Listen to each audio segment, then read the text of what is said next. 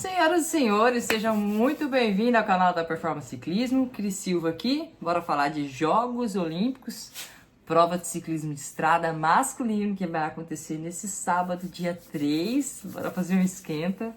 Faz 2 dias que eu não gravo um vídeo aqui pra vocês e eu já tava com saudade de ficar batendo papo. Bom, vamos lá então? Vamos entender um pouquinho da dinâmica dessa prova, que eu acho que vai ser uma das mais emocionantes da temporada até então.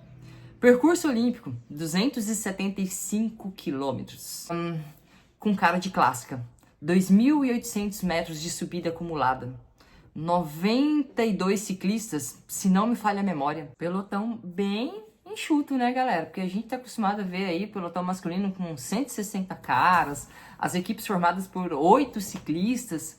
Nessa Olimpíada a gente tem algumas particularidades, que é, cada país, não todos, largam com no máximo 4 ciclistas, no máximo. Alguns com 1, como é o caso do Brasil, que vai largar apenas com o Vinícius Rangel. Para quem não sabe, essa quantidade de ciclistas é definida com relação à pontuação no ranking das nações da UCI, tá? Não é algo feito de forma aleatória.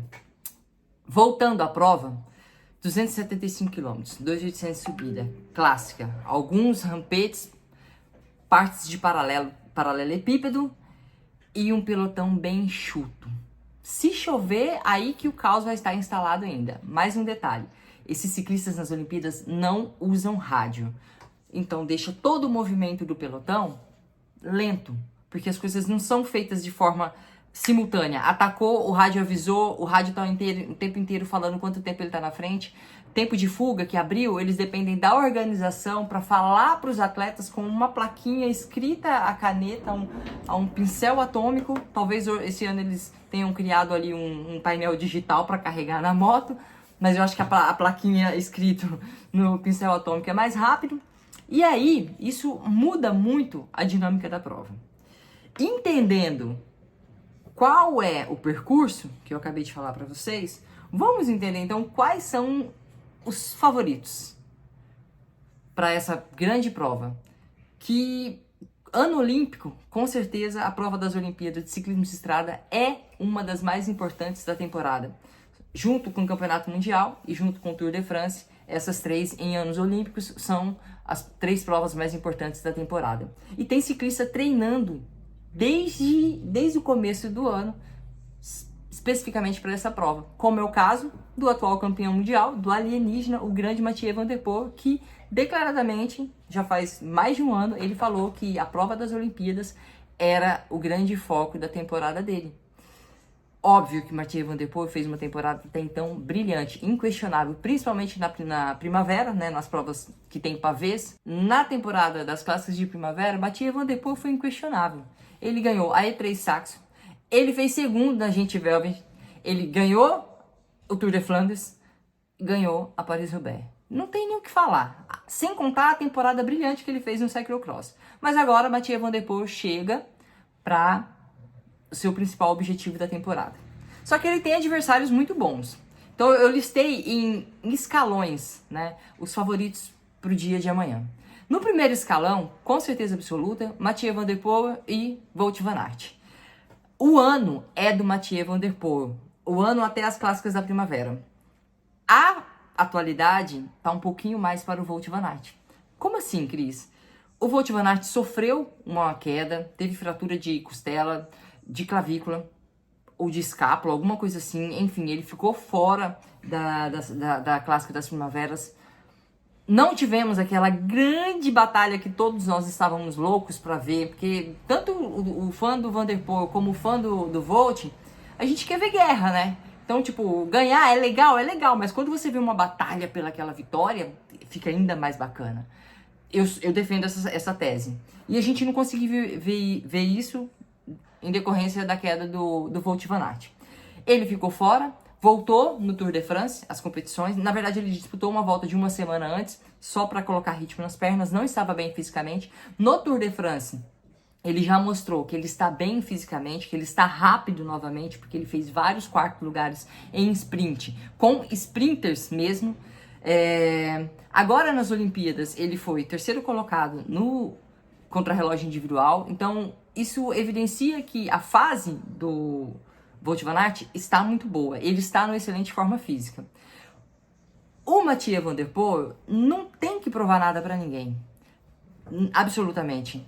Porém, no Tour de France, ele não conseguiu apresentar o que a grande maioria das pessoas esperavam. O Tour de France não é uma prova para o Mathieu van der Poel disputar um GC, né, disputar um contrarrelógio, um sprint que seja.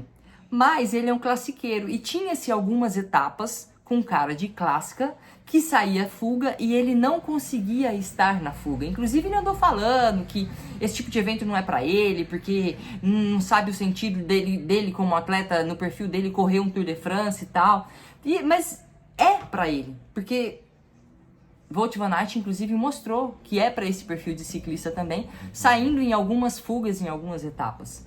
Então a movimentação do Wout van Aert no Tour de France foi melhor do que a do Van der Poel. Então o pessoal está colocando, de certa forma, um ponto de interrogação sobre a forma física atual do Van der Poel.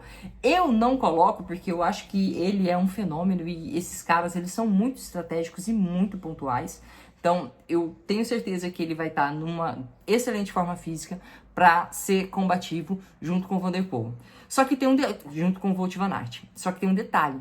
A seleção da Bélgica é indiscutivelmente a melhor seleção dos Jogos Olímpicos no ciclismo de estrada masculino. Eles vêm com Henk van der Poel, eles vêm com Wout van Aert, eles vêm com Tiesj Benoot e eles vêm com Steven. Galera, qualquer um desses pode ganhar. O mais ali que vai ser o que vai ajudar só a controlar vai ser o Tiesj Benoot. O Steven, excelente forma física atual. Andou muito no Tour de France e nas clássicas, quando o Mads Pedersen não estava, também devido a quedas. O Wout van Aert, acabei de falar. E o Henk van der Poel também, a gente viu que ele fez no Tour de France, no contrarrelógio das Olimpíadas. Então, e o Van der Poel vem com uma seleção de 3 atletas, com Julian, Dylan van Baarle e Mathieu van der Poel.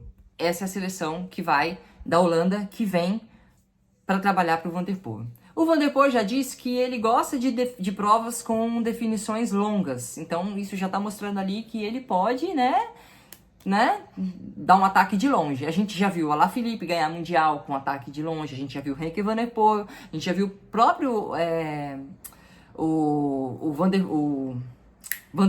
der Poel, isso, atacando, faltando uma volta e um pouquinho no campeonato mundial. Então, esse é o traço das vitórias. Esse ano, as clássicas, Paris-Roubaix, ele sempre atacava de longe. E aí, diante de tudo isso, ainda tem um detalhe, né, pessoal? A gente sabe da potência da Bélgica como seleção, da potência dos seus atletas individualmente falando, da Holanda também, mas todo mundo sabe que ali também o pelotão vai correr em cima desses 2 atletas, então eles vão estar altamente marcados dentro do pelotão. O que abre o leque, por exemplo, para o Steven da Bélgica, sabe? Para um Renko. Né? Marcação entre si e também uma marcação do pelotão. E aí acaba abrindo o leque para outras possibilidades. Quais são essas outras possibilidades que eu considero? No segundo escalão, eu trago ali o Steven, Mads Pedersen. No terceiro escalão, eu trago Alaphilippe, o francês, correndo dentro de casa, e o espanhol Lascano. E logo atrás ali, o Pidcock. Pidcock falou que vai pra guerra.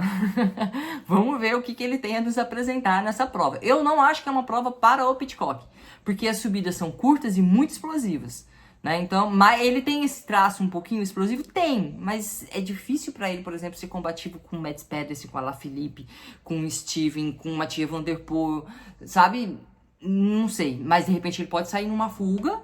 E aí esse pelotão que não tem rádio correndo em 4, deixar pro final. No final faltar material humano para trabalhar e diminuir, fechar esse gap. E o cara tá lá, né? O Pidcock já ganhou a etapa de Tour de France em fuga. Só que Tour de France a gente sabe também que é um outro contexto, é totalmente diferente de uma prova de um dia, como é os Jogos Olímpicos, né? Então esse é o panorama que a gente tem para a prova dos Jogos Olímpicos. Prova de estrada. É imprevisível? É imprevisível porque a gente sabe que em Jogos Olímpicos sempre temos ali algumas surpresas devido a esse descontrole que o pelotão tem por se correr de forma tão diferente do que se corre habitualmente nas equipes. Mas em contrapartida, eu acho um pouco difícil, no momento atual que a gente está vendo, do ciclismo, a forma como o ciclismo vem correndo, a forma como as equipes vêm se defendendo, a vitória fugir de algum desses nomes. E até mesmo pode estar bem ali presente dentro desses nomes que eu citei. Um fato muito importante, as Olimpíadas ela vem ganhando cada vez mais importância para esses atletas, né? As Olimpíadas ela é o maior evento esportivo do mundo no que diz a número de atletas, mas para alguns esportes não é o evento mais importante do mundo. O ciclismo é um deles, né? A gente tem o Tour de France, um campeonato mundial que tem uma relevância absurda na temporada desses atletas, mas as Olimpíadas vêm crescendo muito em relevância para os atletas. Então, não se vão correr de qualquer jeito e eles não chegam ali de qualquer jeito. O foco é muito grande. Vai ser um provão. Vamos assistir amanhã e eu trago o resumo aqui para vocês. Um abraço, até!